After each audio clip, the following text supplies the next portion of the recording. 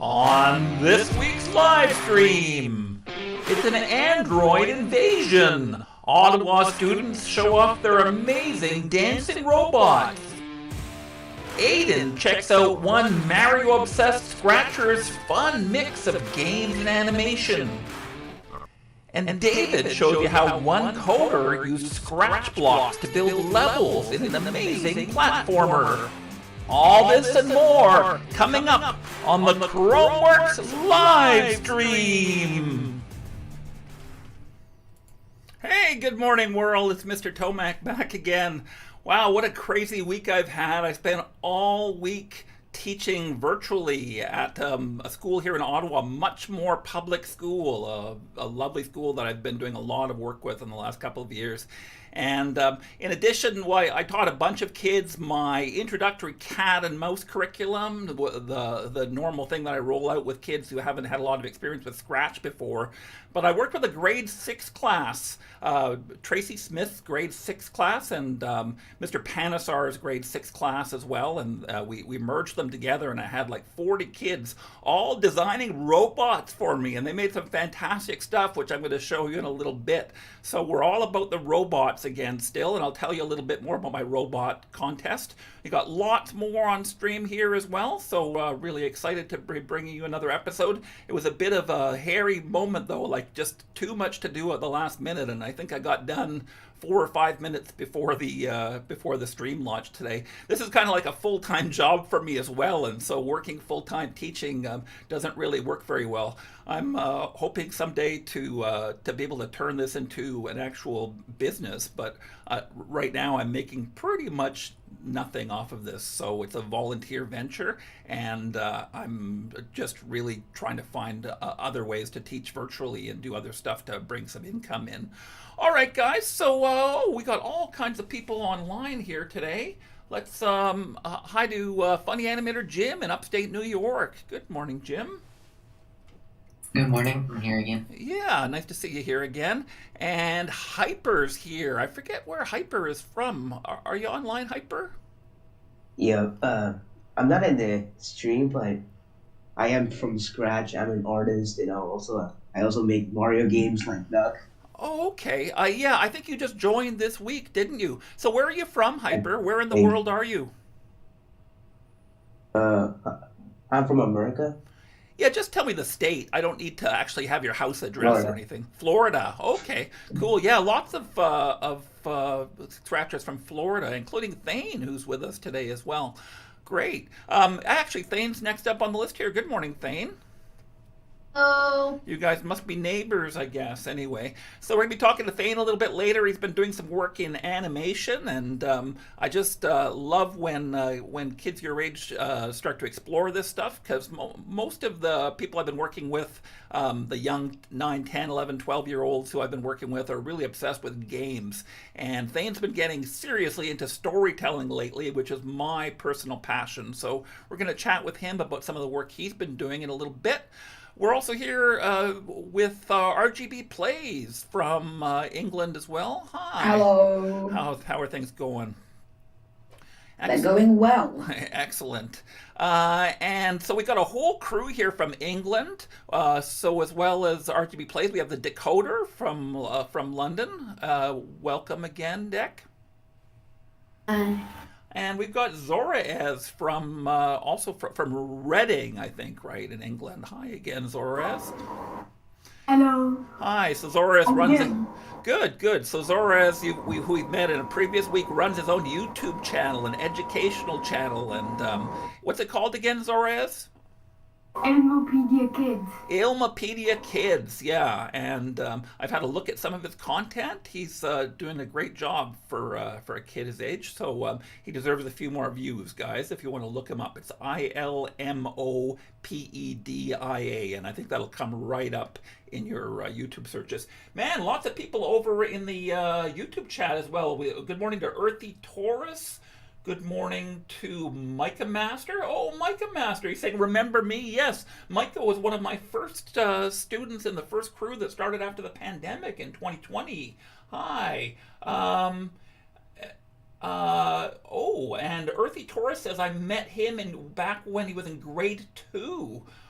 Taurus, I taught you the cat and mouse, what kind of stuff did you do with me in grade 2? I'm just kind of curious about where you learned me and how long ago was that? How old are you now? Anyway, Mike Master is asking how to join the voice chat. Just go to my webpage, chromeworks.ca/live stream, and you'll find a link there to my Discord server. Now, remember, if you're 13 or under, you're going to need parental permission to sign up for that if you want to join the chat, Micah. All right, he says he's a big fan. Well, I was a big fan of your work when you were with us as well, Micah. So welcome back. All right, and I think that's it for the YouTube chat right now. Anyway, we should get moving with the content here. Lots of stuff going. As I said, I was at Much More this week, and because I was working with a group that was fairly experienced in Scratch already, I thought the best thing to do would be to try out my Robot Idol content with them. So I kind of took them, we spent the whole day together, and I just took them through most of my curriculum. It was a great way to shake things out and get you guys get all the experience that I needed to be able to make these video tutorials. By the way, at 11 o'clock this morning, at the end of the live stream here, we're going to release part 1 of our Robot Idol tutorial. So we're going to start with how to draw a robot, and we're going to be using Lena's Chromebot 3000. Let me show it to you right now.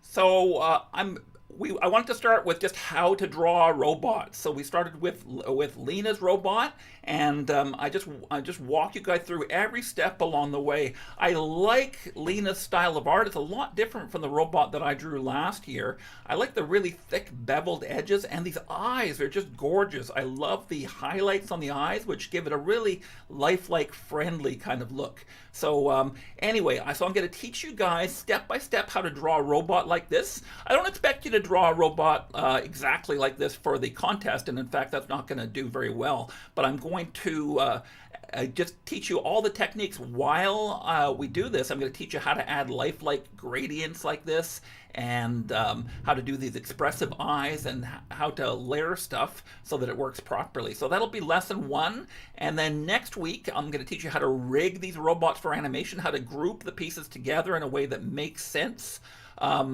Okay, so Micah submitted a form, eh? Is he over in... Let's get Micah on the stream here. Just a second.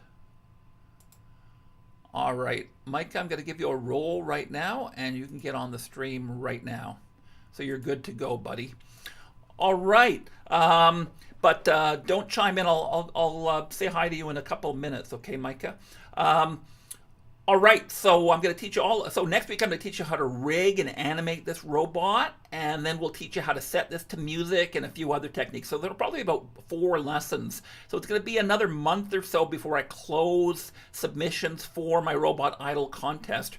Remember, my contest webpage is at chromeworks.ca/robot, and let me zoom in on that here so you guys can see that. So chromeworks.ca/robot, and you'll find links to the studios there where you can submit your own musical robot and the contest rules and stuff.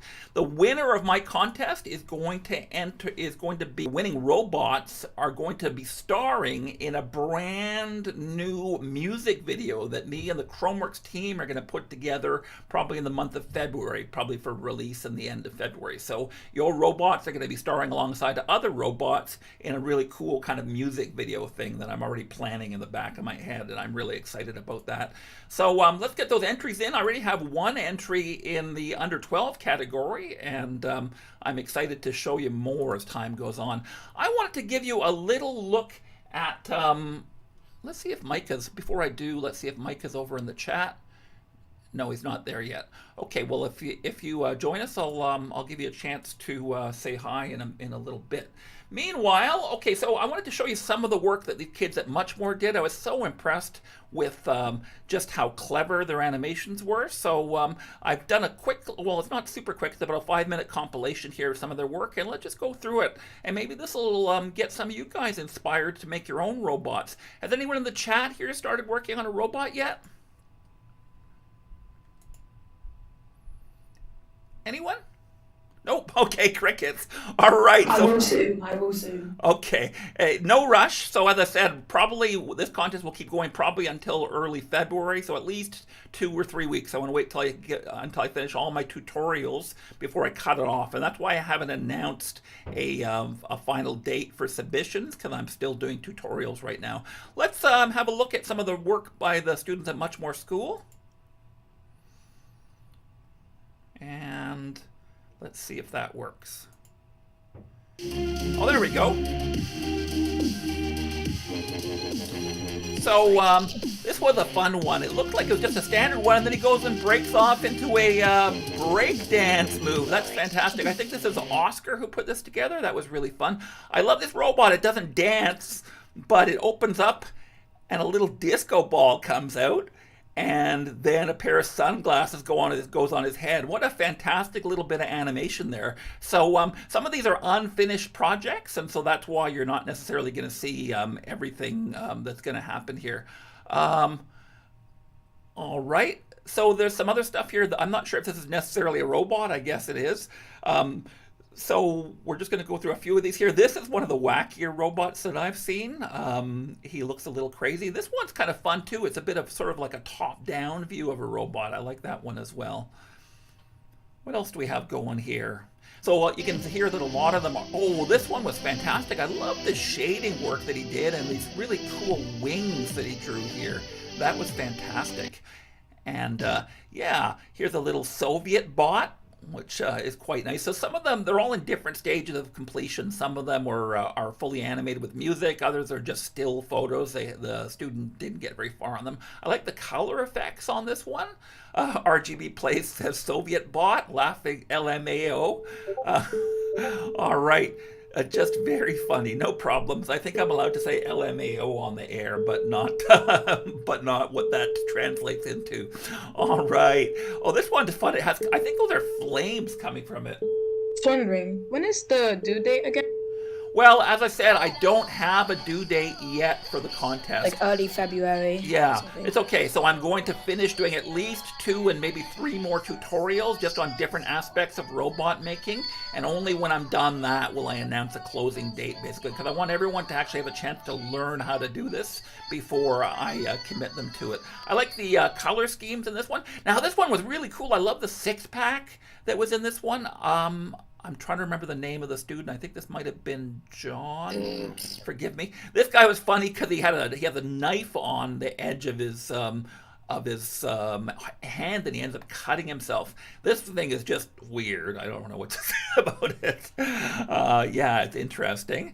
And then we've got another cool dancing robot who's dancing with perhaps lightsabers. Not really sure what's going on with that. And then he kind of goes into the background and comes back into the foreground. That's a fun look. And here's a cool looking robot, Robbie. You guys are too young to remember Robbie the robot from, oh, actually they did a remake of that sci-fi show, the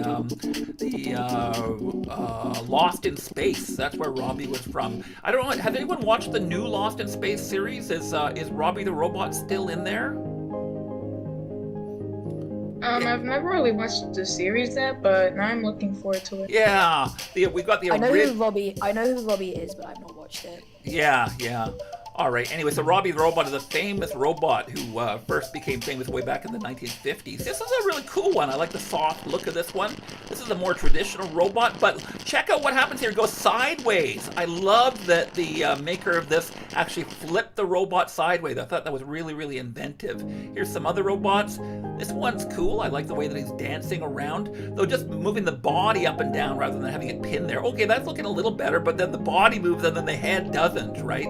And then the splits. That was nice. Here's a very colorful robot, lots of primary colors. I thought this one looked a little bit like a futuristic Stephen Hawking type. It's supposed to be like a Spider-Man robot, or a spider robot a little bit.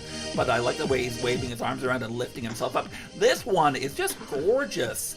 I really like the look. It has very much a Wall-E kind of look of it. I was saying like Eve, the robot from Wall-E, and this one has a very Wall-E kind of vibe to it as well, I thought. So that's really cool. Yeah. Let's have a look at the chat here. Mike Master is in voice chat now. We're going to talk to him in a sec.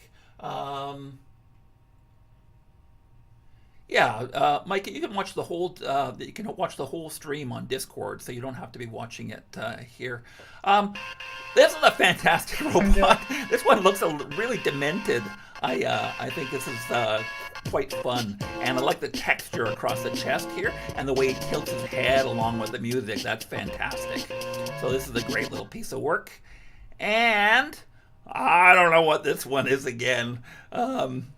Yeah, okay. And this is the I have absolutely no idea what this is bot. Now, this one, check this out. Check how the music is synchronized to the actions. I love that aspect of this one. This is a really sophisticated little robot. I'll be quiet for a sec.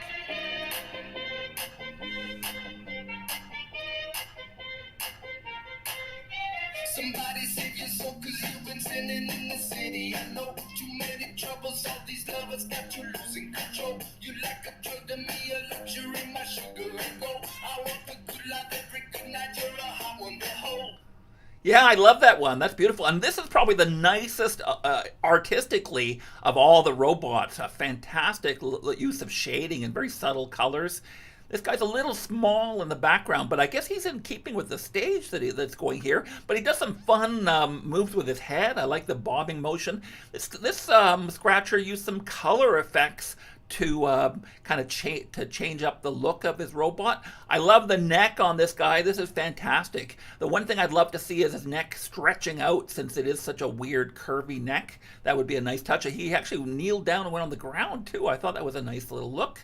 And here's another one. I love the wonky eyes. Different sized eyes always make for a funny looking robot. All right, I think that's it for a robot collection here anyway. So that is just great. So congratulations to the kids at Much More. I know they had a ball making robots for me, and learned a ton about Scratch in the meantime. So if you're a teacher out there and you want to submit your class's work to this, just send me the studio and I will show off your class's work on a subsequent live stream as well. So please get your students working on these robots. I think they're a great little educational tool. Deck is asking, is he allowed to do a Dalek?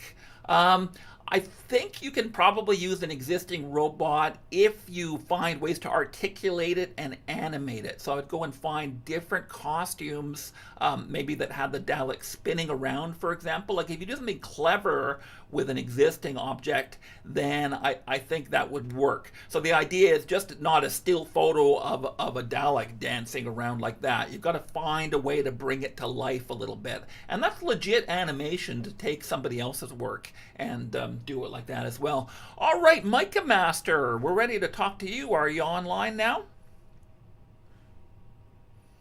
Yeah, right now. Hi, Micah. I asked if I. Sorry, go ahead. So, tell me. I asked if. Sorry, I'm going to stop talking and let you talk, Micah. Go ahead. Not fine. Okay. Okay, so I was saying if I. Okay, go on and then say when I can speak. This is All right, this is getting frustrating. Sorry. So I was going to start asking you questions because I didn't think you knew what to say. So I just wanted you to tell me a little bit about yourself, how you got started with the live stream. You started right back near the very beginning, back in 2020. Do you live here in Ottawa? Just tell us a very little about yourself and what you've been doing since you were part of the live stream back a couple of years ago. Wait, I think this is the first live stream I'm in. Really? Well, how come I remember your name? Weren't you involved in the live streams way back in 2020? No, but I think you do remember me from scratch. Remember when I remade that, back then when you made that Among Us project, when it was like blah blah blah was ejected, I remade it with clones. Oh, okay. All right, right. So that's where I recognize your name, because I showed off some of your work because I was so impressed with what you had done to modify my Among Us game. Okay, that's coming back to me now, Micah. Yeah. I'm sorry, I had you mixed up with somebody else, I think, from my earlier live streams. Anyway, well, welcome back here. So you're, what part of the world are you from? Are you from the United States? What state are you from? I'm from the United States. From which state? I don't need to know your address, but New Jersey. New Jersey, right? And how old are you? Just curious. I'm like 12, but I have parental permission. Okay, good, good. Yeah. So, guys, I will ask people some questions about themselves. I really don't want anyone to identify themselves on the stream necessarily, but just kind of a rough location, like what city or what state you're from, how old you are, and that's kind of all the information I'm looking for from you. So, by all means, if you're in the chat, by the way, you're also welcome to. I'll give you a shout out if you just want to give us a little bit, that little bit of information, like, "Hi, I'm Billy from North Carolina, and I'm 10 years old." That kind of thing would be really helpful. Okay, we got lots of content to go through here. My co-op students have been super busy. But I just want to remind you that my part one of my robot idol tutorial series is coming out. We're going to be drawing a robot that's coming out at 11 o'clock today. Excellent. Okay, we're going to start with Kevin's Story Corner video. So you guys will remember Story Corner is a weekly segment where we take a look at a digital storytelling project in Scratch and analyze it, look under the hood and see some of the coding and some of the animation techniques that help to make it possible. So just a little quick tutorial on storytelling. Let's get right to Kevin's segment right now.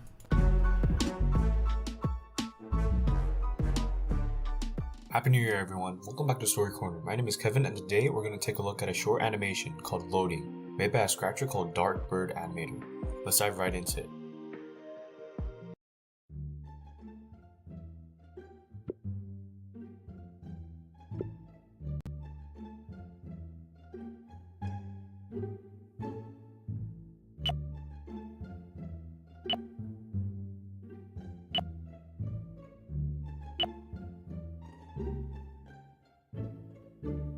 One hour later.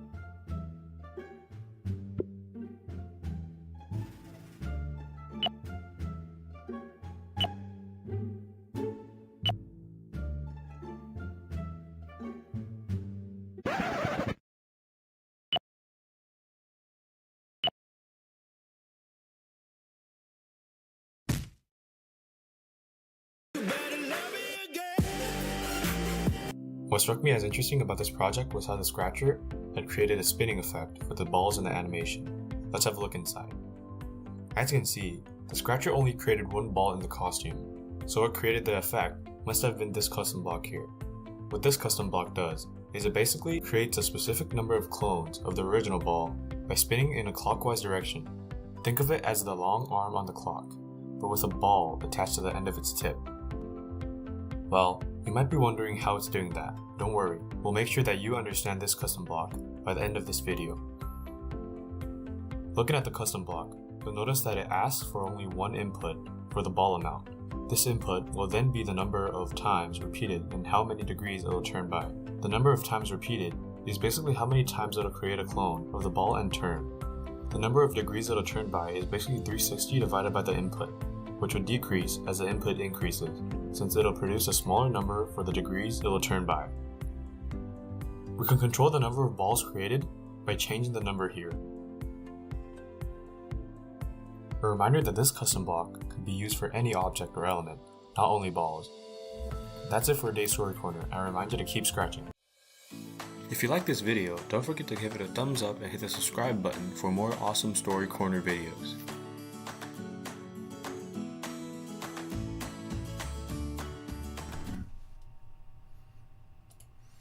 Thanks for that, Kevin. Yeah, so this is... Sorry, what was it? Someone said something? I said nice part. Yeah, it was lovely work. All right, so this is the homepage of Dark Bird Animator, who's the scratcher behind this. He lives in Sri Lanka, believe it or not, and he's a fairly new scratcher. I don't know if this is a new account. This might be an alt account or something, because his work seems to suggest that he's been doing this for quite a while. I never heard from anyone from Sri Lanka before, so that's kind of cool. Wow. We keep hearing about scratchers from every different corner of the world, and it's really exciting. Dex says that his family's originally from Sri Lanka. I don't know much about Sri Lanka other than it used to be called Ceylon, and everyone's name from Sri Lanka, their last names are just incredibly long. I think that's one of the unique things about that country. There's a producer or something from the TV show Family Guy, and her name keeps popping up on the bottom of the screen at the beginning of the show, and it fills up the entire screen. It's like 15 letters long. Anyway, quite true, says Deck. Yeah, so Deck was actually born in England, but his family is from Sri Lanka. Anyway, an interesting little factoid here. Okay, guys, so this is Darkbird Animator's work, and you can check it out. He looks like he's done quite a bit of work here. He's got 17 projects shared, which seems like a lot for 2 months. So I have a feeling this is like this is probably a secondary account or a new account that he started or something along those lines. So on the topic of digital storytelling, I wanted to talk to you guys a little bit about some of the work Thane's been doing lately. He did a animation workshop this week, and he did this fun little project here that just shows some really cool animation techniques. So the way this project works, I'm going to share this out in the chat. Actually, I'll do it right now if you guys are interested in having a look at Thane's work. He says he deleted the project, but I see it here, so I'm a little bit confused. Oh, I thought you meant another project. Okay, so anyway, so this is Thane's animation project. Tell us about what you learned here. I think this is really cool. So the way this project worked is you just hit number keys, and then it does different animations, right? Sorry, so tell us how this all came about here, buddy. I was looking to make an object show. So I followed a tutorial on how to make one, and I came across these smooth animations. Right, yeah, they're very smooth. I was particularly impressed by the walk cycle, which I think comes up here under number 2, yeah. Now, I've always had a lot of difficulty doing realistic walks, right? So you started off with some assets here in the project. There's an asset library that has... There's a mail. 16. It has 5 characters right now, but I actually sent off the first link, but it's not really like that anymore. It's like other ones where you click the mouse or press space to look at the to do the project. I can send it.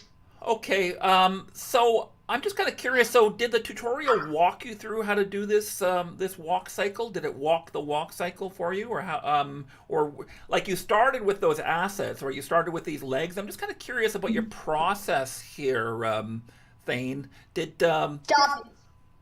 So Sorry. It's okay. Sorry, you got brother problems there. Thane has Very huge brother problems. Thane has like what, 4 or 5 brothers? I forget how many brothers. I have 6 brothers. 6? Not including. Okay, it's crazy. You got a whole football team there, eh? Anyway, so I'm curious about, so you grabbed these assets and then started repositioning them to make a walk cycle. And I'm just I'm interested in what you used as a reference. Like, how did you decide how to pose these guys to make the walk look so realistically cartoonish? Well, I followed the tutorial and then I put the character on it, and I had to adjust it a little, so that the object would stay in place, and the legs would fit onto the object was scraped in this situation. Right. Also, I sent a link to you my SFWW1. It's not like this animation stuff. It's just you gotta click the mouse or space. It's different. SFWW. What does SFWW stand for again? Survive for wishing well. Survive. There's a lot of... This is Thane's latest project using these characters that he designed in this tutorial, eh? Yeah. Well, squaring. All right. It's like, it's not like the other one. I decided not to do that because it would be really complicated. So you just press space or click. Okay. All right. Yeah. I like how you use different camera angles here, Thane. This is really cool. Yeah. I'm not in favor of projects where you have to do something to watch the story, right? Like, I'd rather just click. It'd be more like television, where I just click and watch it, right? Because most users, when they log into a project like this, they don't know what to do, and it just it seems like an unnecessary step to force people to do something interactive to watch the story. It might also not work with mobile There are a because lot of Oh, space. yeah, mobile would be an issue too, though it looks like clicking anywhere on the screen will advance it. So in this case, I think this is mobile friendly, though, Oscar. Yeah, There are actually a lot of projects like this. yeah. I've seen a lot of projects like this. Yeah, Like, Oscar, you've done a lot of storytelling projects. You feel that this is not an Yes. efficient way to do it, or? just that these animations are really long and I have to like post a whole series, so I Right. decided to keep it minimal because it's going to be like a 15, like 17 episode series, so I decided to keep it like this. Right. Well, so sorry, Oscar. What were you gonna say? Did you do you agree that?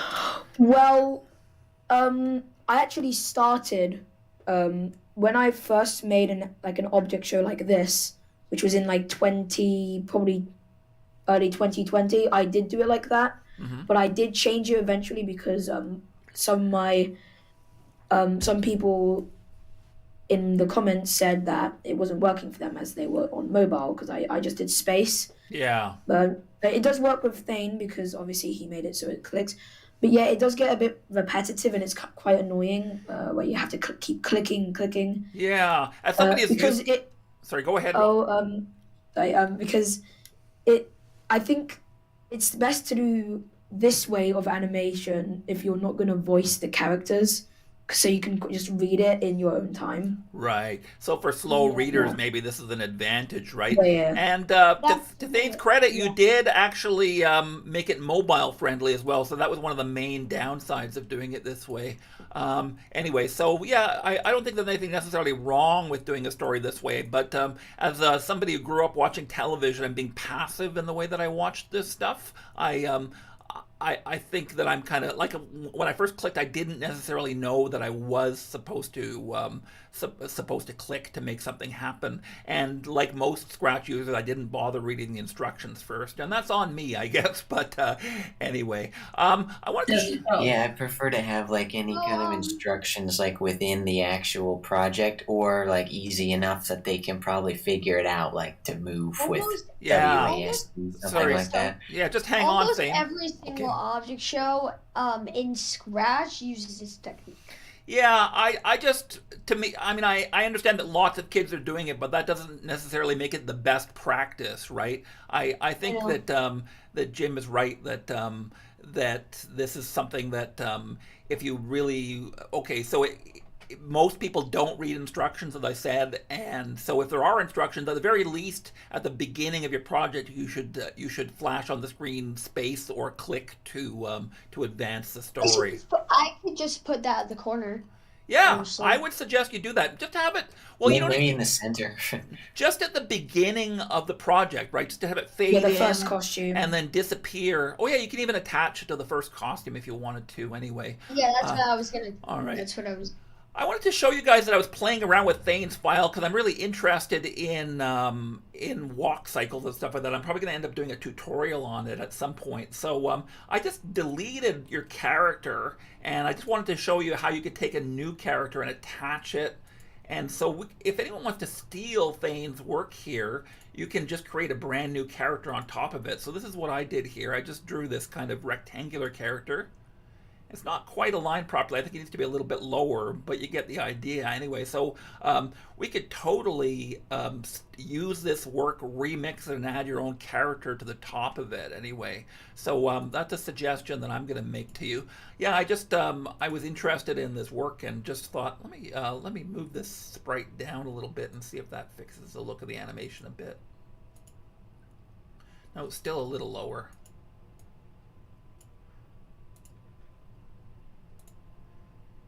Yeah, like just cool, quick animations. So, so by all means, steal Thane's legs here. I did I post the URL in the chat? I did, and you can use it to make your own simple animation projects as well. So just a little hint that I thought I would share with you guys. Okay. So I think we got to get back to it. We're actually not moving very quickly today. Okay, so I want to introduce you to our Scratcher of the Week. And I did some looking into him, and he's actually no longer active. Sorry, go ahead, Thane. Oh, I'm sorry. Dead air, Thane. We don't like dead air. All right, so I'm going to introduce you to our Scratcher of the Week. I did some looking into him, and it turns out that he is no longer a Scratcher. He started 12 years ago. He's an OG Scratcher. He's been at it for a long time, and I'd like to introduce you to him. Let's just run the script right now, and I'll go find his webpage while you guys are looking at this content. Today on Scratcher of the Week, we're going to be taking a look at Scratch U8, a Scratcher who focuses a lot on Sonic and Mario games, and also animations.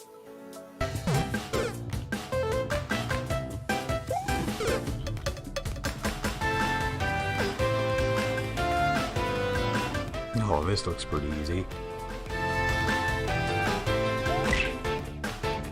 Alright, that last time was pretty cheap, but at least I know not to do it again. Like I said before, Scratch U8 loves to include lots of Nintendo characters.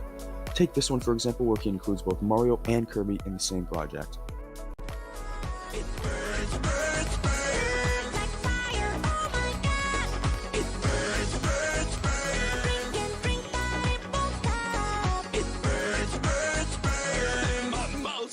Tomorrow in my butt. Or this interesting Sonic project, where you have to click your right arrow as fast as possible to make Sonic run faster. Go!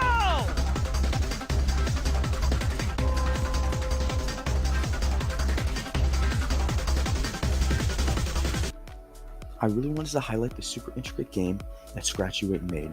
It has mini games, it has rolling dice, and it's super interesting. Here we go!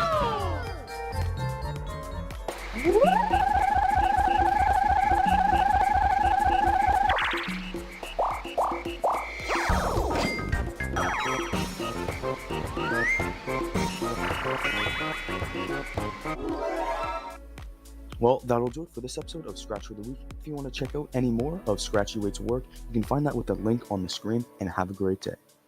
Thanks.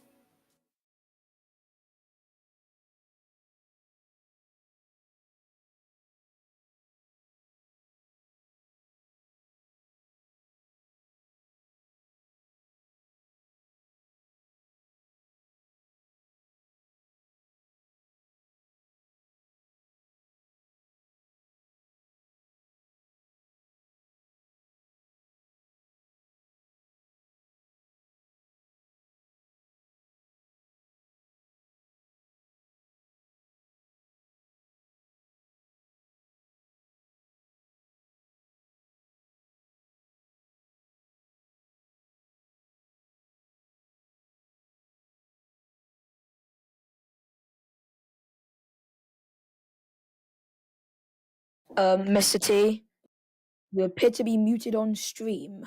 Muted, darn it! Thank you, Oscar. I told you I was going to do that at some point today. It's lack of sleep, anyway.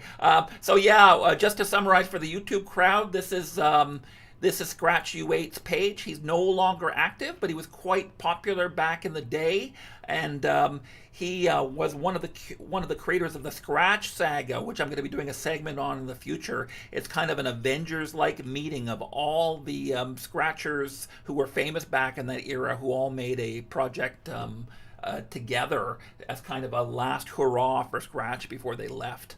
So I'm going to tell you guys all about that.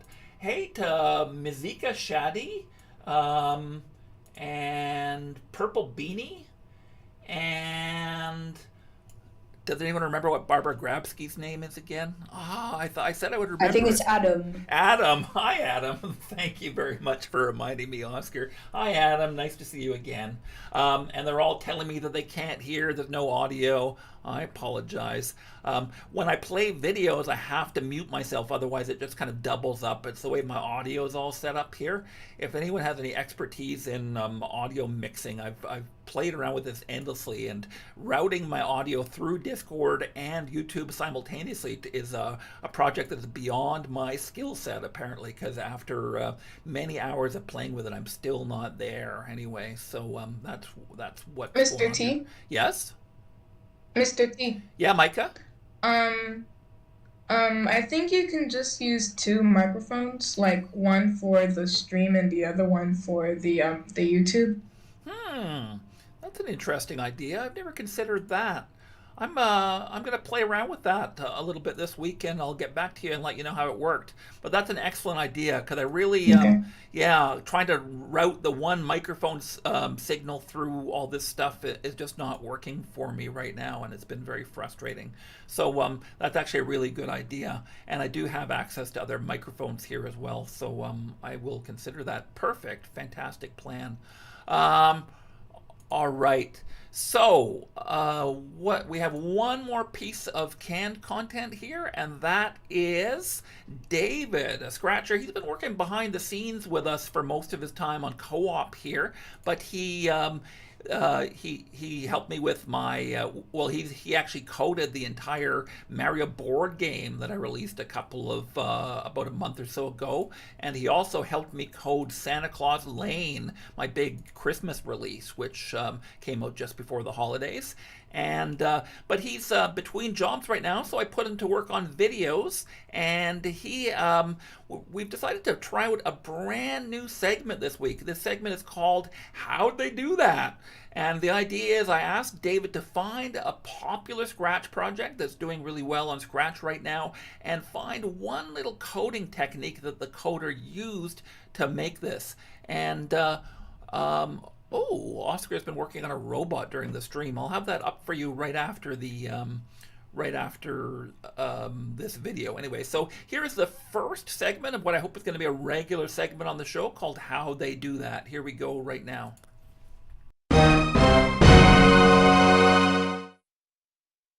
Coded a platformer is a unique jumping platformer that involves you jumping from one coding block to another, each of the coding blocks having their own unique effect on the player. One thing that I noticed when playing the game is that each time you start a new level, the coding blocks are replaced in different areas for that level. We're going to teach you how to do that today. Now, what you'll notice when looking through the code of each of these individual different blocks is that you'll notice that there actually isn't that much code.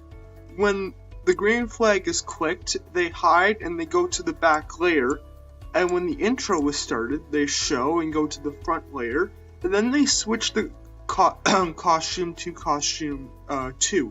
Which is this first one right here, for lava. For bounce, it also switches to costume 2, which is this one right here. You'll notice that whenever next level is broadcasted, down here, the bounce costume changes.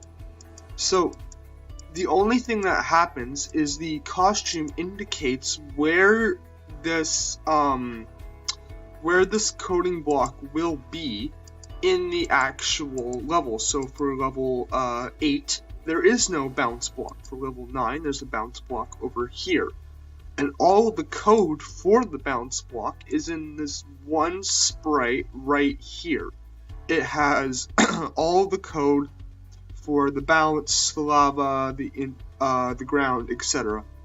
The other thing is,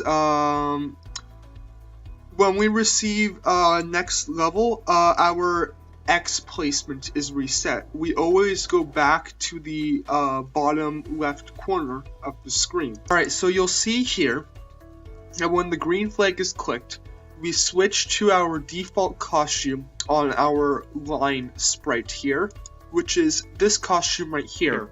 Whenever we touch this mouse over here on the right, we broadcast next level. And when next level is broadcasted, we switch our costume to the next costume. So you'll see we move from line 1 to line 2. If we touch the mouse for a second time, we switch to our third costume, which ends the game. And you'll notice that this is done entirely without motion blocks. So if I wanted this in a different position, all I would have to do is drag and drop it in the costume editor, and you'll see it's now up here in the top right. There is no motion involved with moving any of these blocks. So you'll see, when I touch the mouse, I go back to my default position on the left as the next level loads, and then I come down here again for the second time, and I touch the mouse to end the game. Thank you for watching, and I hope this tutorial was helpful.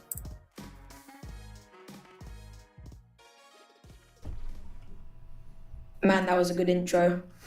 Yeah, I actually designed that myself this morning. David took a stab at it, but it wasn't quite what I wanted it to be. So I actually animated, scratched the cat, and did a little thing. I'm going to play it for you again in a second. I wanted to show off your robot, though. Does this guy have a name? Let's name him Robo. Just Robo. Robo. Okay. One thing I'm going to suggest is if you animate this guy to dance, and I really strongly recommend you do, if you could have this meter in the middle kind of going up and down while he's dancing, I think that might be a really cool little visual touch.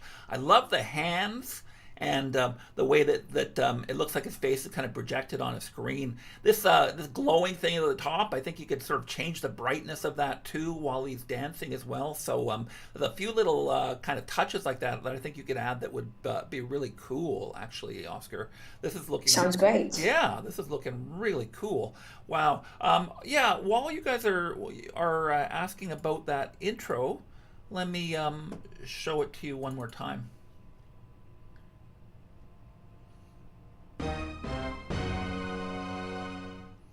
Yeah, so I just went in with the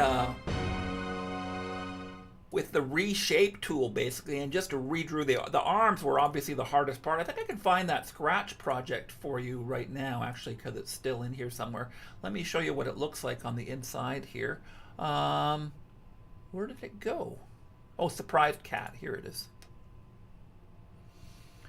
So I will share this project with you guys if you're interested in having a look at it. I'll put it into the YouTube chat, and I'll paste it. I'm interested to see it.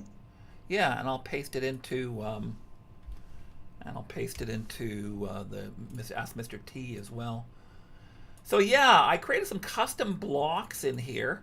One that makes his arms go up, and another one that makes his arms go down. And then I grabbed my shake tool from my Scratch custom blocks library, the digital storytelling collection that I've done a separate episode on before. So here's the arms up routine. Here's arms down, arms up, arms down, and you can see the costumes here. I basically just started with positioning him up here, and then started stretching and bending the costume in a way that it's not 100% perfect, but the animation runs so quickly that it really looks fairly good when you speed it up, basically. So we're just going back and forth between those two different animation states. And then I've got this shake thing from my library. You guys, if you're looking for this digital storytelling toolkit, by the way, it's the featured project on my Mr. Tomac homepage in Scratch. So you can grab all these tools if you're looking for them. So here's the shake tool here, and you can set how intense the shake is. That's just how many pixels the shake goes across for. So it can be something very subtle like that, or something just intense, like, let me go 100 point here and see what that does. Whoa! Anyway, so that just affects the random amount of shake that's happening here, the range of the random shake that's happening here. Yeah, so this is a fun little project that I designed. Notice that I filmed it against a green screen, and the reason for that is so that I can bring it into a video editor. So what I did was I maxed it out here, and then started a screen recorder, recorded the program running. You see, I added a bit of delay at the beginning of it. Oh, have I taken my software apart? While I was talking to you, I dismantled my project here. Let's try that one more time. So I have a delay for a second just to get my software revved up here. And then he goes and does that. Oh, I overdid the shaking. Let's turn the shaking back down again here. So I think it was an intensity of 10 or something here anyway. And so I recorded it with my screen recorder, and then because it's against a green screen, I was able to remove the background and have it transparent and put that against a black background, and then had the text fade in and added that dun, dun, dun, side effect thing, and that's about all there is to it. Just got a message here from Paddler Games, a celebrity scratcher who runs his own Discord channel, and he is going to be doing a live stream just as soon as we're done here, where he's going to be coding games in Scratch. I'm going to paste that into the chat here. If you guys, oh, that's a Discord thing, sorry. Yeah, so that's on his Discord server. So if anyone is interested in joining Paddler Games for a live coding lesson at 11 o'clock, by all means join him there. Paddler is a stand-up guy and has done some fantastic animation work. All right, so what else do I want to say here? Yeah. So later on, probably tomorrow, I'm going to be releasing one more major project, which is part 2 of my custom block series. I decided that I didn't have time to run it today because it's about, I think it's running about 20 minutes or so. So you can catch that on my YouTube channel a little later. So in part 2, I teach you guys, we're going to take this draw triangles block that I created last time, and we're going to expand it with parameters. So rather than just drawing a fixed number of triangles, we're going to set it up so that we'll draw a number that we can enter in a bubble here, and we can set up the size as well. And so that's cool. I also show you the mysteries of these of the other kind of block, which is a Boolean block. I was having some trouble wrapping my head around it, and during the tutorial I was saying that I kind of scoured the wikis trying to find practical uses for this. I haven't seen this used very much in other people's code. Now that I think about it, I think it's probably really useful for quiz show stuff. The format of it is something like this: do something if something is true, basically. But the problem is that what it does is always going to be basically an if else. Like, you can't have it do multiple things without adding some serious complexity to the code here. So did someone want to say something about that? I heard somebody. Okay. Anyway, so I did make up a little program here where it basically checks temperatures in a virtual reactor, and basically compares it to different numbers. So when it hits 6 or 8 or 9 or 10, let me show you how that runs here. So I just used a something from an earlier tutorial. This was a hit point bar here, basically, and I just have these temperatures going up randomly inside the project. And when it hits one of these thresholds, 6, 8, or 9, it rings an alarm and says the temperature. Basically, you're not going to see it until we get up to number 5 here. Maybe I should have had the random thing spawn a little faster here. Anyway, but this was one of the few uses I could think of. Oh, there we go. And so you see, every time it hits one of these thresholds, it activates this temp check thing. And then once we get up to max, the reactor breaks down and we're in a meltdown state. Temperature is 10, and there we go. We've just broken one of them, and these are just going to keep breaking until they're all done, basically. So I'm going to show you how I built this, and we're going to learn a little bit of the underlying code here as well. So that's the other thing that's going to be released probably on Sunday. Wow, that was a lot of content, guys. I think that I am done for the day. I would like to invite everyone over to Paddler Games' live stream, where he is going to be teaching some coding. Paddler, you got to get onto YouTube, dude. I think particularly the kids who aren't allowed on Discord, would really appreciate being able to see your work. You're a fantastic coder and animator, and I'd love to see you available on YouTube as well. I know you do have a YouTube channel. All right, guys, so I think I am out of here. I will be back next week with a tutorial on how to animate robots in Scratch, part 2, which is part 2, and how to rig and animate your robots. Nice. And then we've got some more content coming. I've already got some stuff in the can ready for next week, but I'm going to leave it as a surprise for you guys. Okay, so it's been a pleasure, guys. I will hang around in Discord a little bit and chat with my friends there. But otherwise, I will see you guys next week. Bye now. Bye. Bye. Bye. Have a great day.